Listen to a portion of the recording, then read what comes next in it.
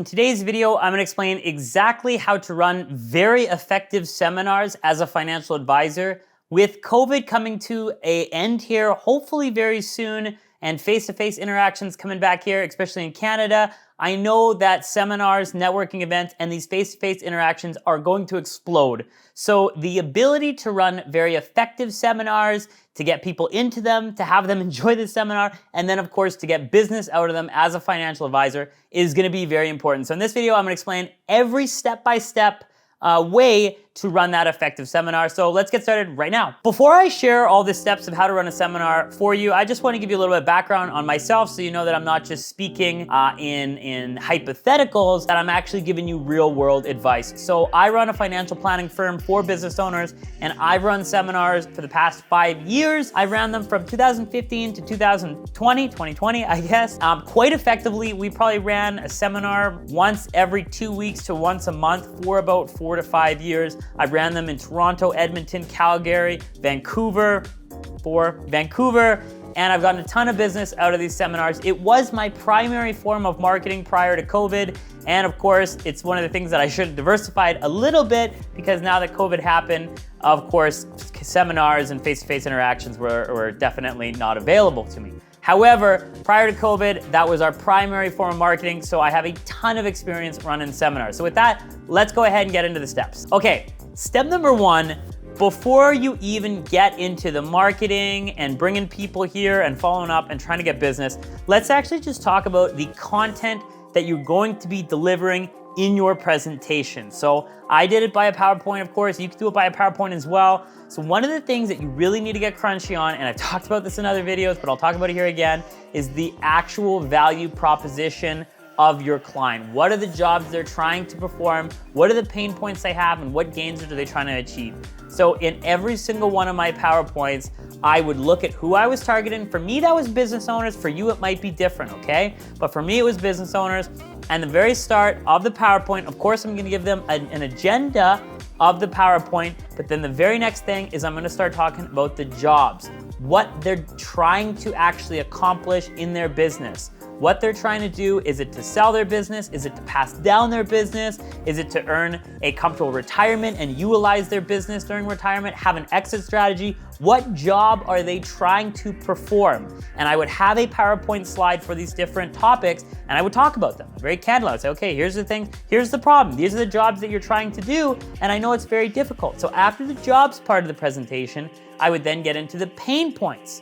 What pain points do these clients have, okay? Well, for business owners, they can be that they're pestered by a lot of other advisors who are just trying to sell them a product. It could be that they have a cookie cutter plan that's not really specific to business owners, and maybe it's just catered towards the family market. There's a lot of pain points that they have. So I would have multiple slides talking about, here's the pain points. You only talk to your accountant, maybe that's a pain point, right? You only have the strategies from one advisor, maybe that's a pain point. None of your advisors are talking to each other, that's another pain point. I would list all these pain points. The third thing that I would start talking about is all the gains that they would achieve. Well, when you work with me, of course, you're gonna have a full comprehensive plan. You're gonna have that peace of mind knowing that everything's in place, nothing is missed in your financial plan. All of these things are gonna be taken care of. You're able to retire comfortably. You're able to exit your business on your terms. You can pass it down on your terms. You can be able to provide for your retirement while also passing down a legacy to the next generation in the form of your business. All of these gains that they would achieve. So it might be different for you. For me, it was business owners. For you, it might be totally different. You need to look at your own specific client that you're targeting and build a PowerPoint presentation specific to them, okay? Now, after I went through the agenda, the jobs, pains, and gains, I would then just do a quick summary slide just so the client could have that one little pager saying, okay, these are the jobs that he's gonna perform for me. Here's the pains that he's gonna alleviate, and here's the gains that I'm gonna achieve just by working with him, okay? So after that summary slide, then the next one that I'm gonna put in there is an about us, okay? And that might be a couple slides depending on how big your organization is and how many different partners you work with. So there's multiple different partners that I work with in the organization. There's different referrals that we use, and there's a little bit of about us, how long you've been in business, yada, yada, yada. So that's a good part of the presentation, absolutely, to put in there. After the about us, that's usually now at the end of the presentation where I'm gonna put the offer. So for us, we did financial planning. We did it for $2,500 for a business. And at that point, it's like, okay, here's what it looks like. here's the offer, here's meeting 1, here's meeting 2, here's meeting 3, here's what's gonna be included, in this offer, and there, we go from there. And so I would put that at the end. I'd say, listen, if you wanna get started today, just come up and talk to me after the presentation, and we can absolutely do that. If not, don't worry, we'll reach out and we'll go from there. So yeah, put the offer at the end, and have that known at the beginning that of course there is gonna be an offer. I always said that at the agenda. I would say, okay, the last part's gonna be an offer, so don't be surprised when I pitch you on some type of sale at the end. And of course, people are okay with that. So building that PowerPoint out before you even start to market and get anywhere, and really getting crunchy on those pain points, the gains, and the jobs that you're trying to perform for the client, and really getting crunchy on who that ideal client is, will make everything else a lot easier, and you won't be inviting people to your seminars that have no place being there, and you'll wonder why no one's taking you up on your offer. It's because you're inviting the wrong person. So before you start to market to any of these people, really figure out who it is you want to serve and how you serve them. Once you get that, then we can get into step 2, how to fill up the seminar. Okay, so now that we have our PowerPoint for the seminar, now that we have all the content, we're ready to perform there, we got to get people to the seminar. So I always did a lunch and learn. I've seen people do dinner events. Either or is fine. My office was downtown. I work downtown, I live downtown. So lunch and learns during a lunch hour made sense for me. Dinner events work just fine. I mean, I've done a couple of them. There's nothing against them. But of course, dinner's a little bit more expensive than lunch. So I just choose to go with lunch so I could crank out more seminars. But either or, they work just fine, okay? So now, how do you get people into the seminar? Well, I'll give you 5 ideas here real quick. And then of course, anything else you have on top of that is awesome. The first way that you can get people into your seminar and sign up for your lunch and learn or whatever it is that you're going to do is cold calling. Now, it is what it is. Cold calling works. I don't know what to tell you. Some people love it, some people hate it. I didn't love it, okay? So I've done a little bit of it in my business. I've done it in businesses in the past. I've had it with varying success. I'll be honest with you guys, full transparency. I just hired a few firms to do the cold calling for me, and that worked pretty good. I'd pay them anywhere from $500 to $1,000, and they would fill up a seminar, they'd fill up a couple different seminars for me, and they would have a revolving list of people that would call. So maybe they couldn't come to the first one, but they could come to the second one. And so we would cold call and canvass them, and they would come out, we invite them to lunch and learn, tell them a little bit what it's about. We always did tax strategies for business owners, or maybe something that was coming up in the tax changes, would have more information on that. But it's always revolving around tax for business owners. Yours might be different depending on how you position your financial advising firm, could be totally different. I'm just sharing what worked for me, okay? So cold calling's a big one, worked very well. The next 2, which I've had varying success with, but I actually have gotten a few big clients from, so I have to include it in this list, is meetup groups and Eventbrite. And I know what you're thinking, meetup groups and Eventbrite, no, those can't work. They do. They have worked for me in the past. I've just put my event, my lunch and learn event, onto meetups and onto Eventbrite and made it public, and I've had people come in and I've gotten a couple clients from them. Most of the time, it's not the highest quality people because it's a free event maybe, and they're coming and it's meetup, and there might not be the exact type of clientele that you want, but I have gotten clients from it, so I did want to put it in this list. The 4th way that you can get clients or potential prospects, I should say prospects, into your lunch and learn is, this is one of my actually favorite ways to get clients, or to get prospects, pardon me, I keep calling them clients, to get prospects into your lunch and learn is social events and networking events. This is the best way, okay? So I'll explain what I mean. You probably go to quite a few networking events, so you're doing these networking events, or maybe you're going to other lunch and learns, or maybe you're going to social events, or whatever be it, okay? You're going to some type of event, or maybe you're part of a CBIN or BNI or something like that, some networking, some business networking event as well, and people ask you what you do, people ask you, what you're involved in, et cetera, et cetera, et cetera. Instead of going on this long spiel about what you do for business owners, or what you do for your clients, or what you do for other prospects, whatever it is, okay? I always found that I would share a tiny little bit about my company, and then I'd say, but listen, we're here, we're having a drink, let's not get it too much into business. I have a financial planning firm for business owners. If you're interested, I host a weekly lunch and learn, and I'd be happy if you'd come. Let me grab your card, I'll send you an invite. And so every single person I would meet at a networking event, I would put them into this roster, and I would continuously invite them to the next lunch and learn. And eventually they would come, or most of them would come. And because we already had that close connection, because I met them somewhere else, there was already a level of trust that they had for me, because they weren't just walking in off the street and they had no idea who I was. That's the first thing that's really awesome about that. The second thing is if I just sat down, if I met this person separately and I just sat down and had a coffee with them and said, yeah, here's what we can do for business owners and look what we do, it's really awesome, look what we can do for you. They're like, okay, yeah, sounds okay, but you're not really proving that you're credible or you're trustworthy or you're any different than any other people. However, something just changes when you run a seminar. When you're in the front of the room, it gives you almost instant credibility. They see you as that authoritative figure because you're up there teaching everyone else. And so instead of having a one-on-one with individuals that you meet at social events, invite them to your seminar, to your lunch and learn, and get them in a seat and then have yourself at the front of the room teaching everyone. It'll instantly make you a credible, authoritative figure to that individual. So that's one of my favorite ways to get people into a lunch and learn and to fill that up. The last way to run a lunch and learn and to fill up the seats is, of course, the paid marketing. Okay, so you can do paid marketing. I've had varying success with paid marketing. I didn't love it. I had better success hiring the cold call companies to cold canvas the city because I was going after business owners. However, depending on your demographic, maybe it's a little bit different, and maybe paid marketing on, LinkedIn, YouTube, Facebook, Instagram, maybe it might work. Set up the event, do some paid marketing, get them in. You have to figure out the numbers and make sure that it works for your business with the cost per acquisition, but maybe it's worthwhile. Okay, so step number 3, now you have people that are all confirmed to come to, I keep saying lunch and learn, but it could be any seminar. For me, it was just lunch and learn. That's why I just continuously keep saying it. But we have people that are now booked in for your seminar. So we have a pre-seminar checklist that I always go through, okay? So I usually email or call them 1 week prior to the event and then 1 day prior to the event, just to make sure that they're still confirmed, they're still good to go, and nothing had changed. Another thing that you might want to consider doing, I didn't personally do it in mine, but I've seen a lot of success, with other business owners that are running lunch and learns and running seminars, is have a small fee that you charge, and that small fee, whether it's $9.99 or $29.99, whatever it is, okay? That's gonna be donated to some charity at the end. But just the act of them paying a small fee to come in will increase the amount of people that actually show up for your lunch and learn. So that's a really good thing to do if you're having not a lot of success with people showing up. So a couple other things, I already did lunch and learn. You can hire services. I did catering services. They're awesome. We got a couple catering services in Calgary. I can't even remember the ones that I used, but they would do these big trays of sandwiches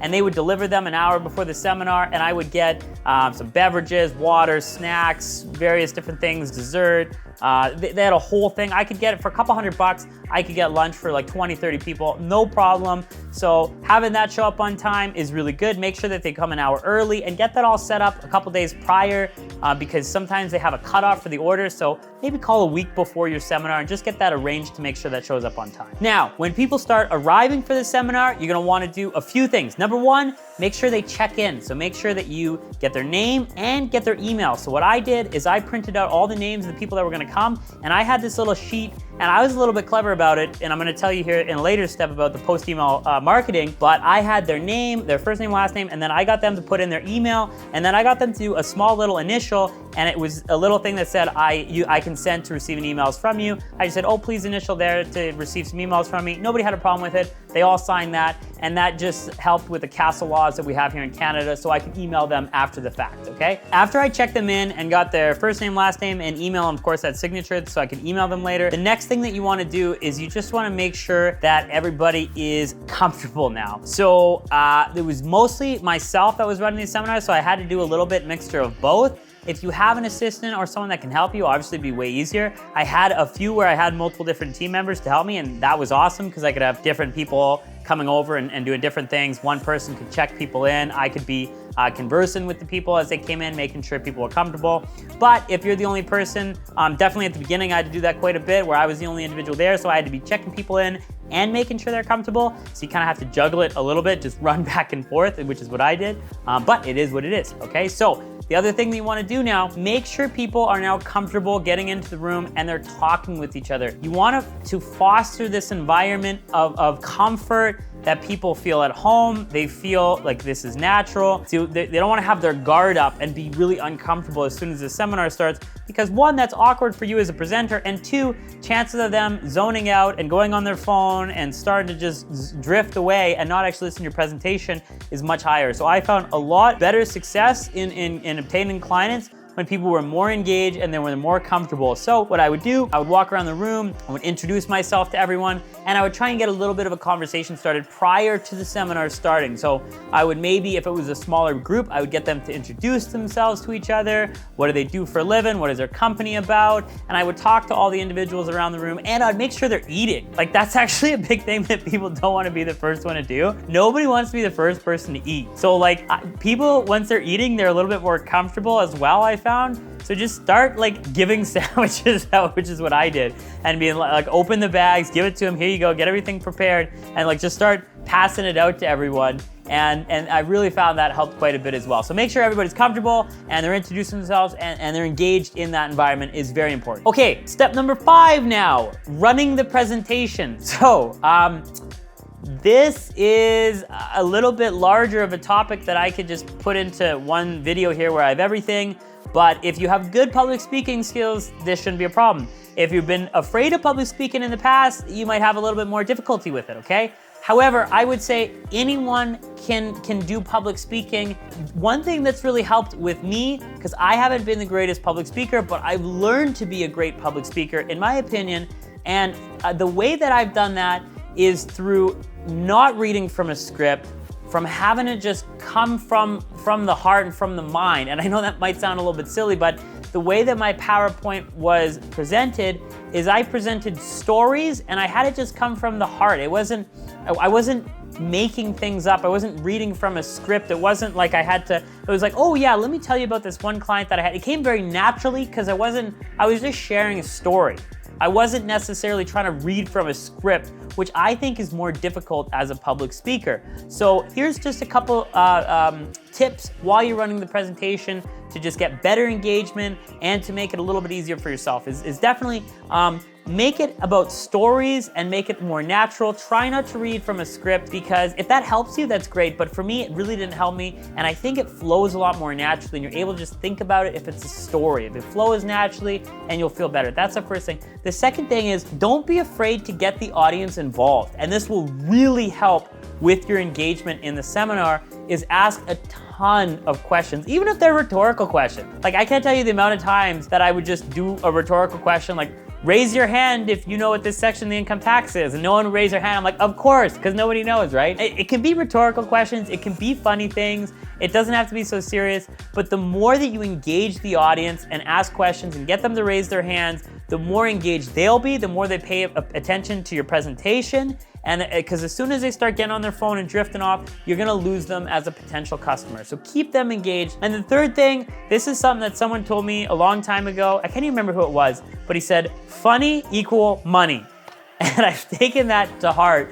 And it's true. Finance does have to be sometimes serious, but it doesn't have to be serious all the time. And you can tell jokes throughout your presentation. You can make fun of yourself. You can make fun of the Income Tax Act. Make fun of other advisors, you can make light of the situation.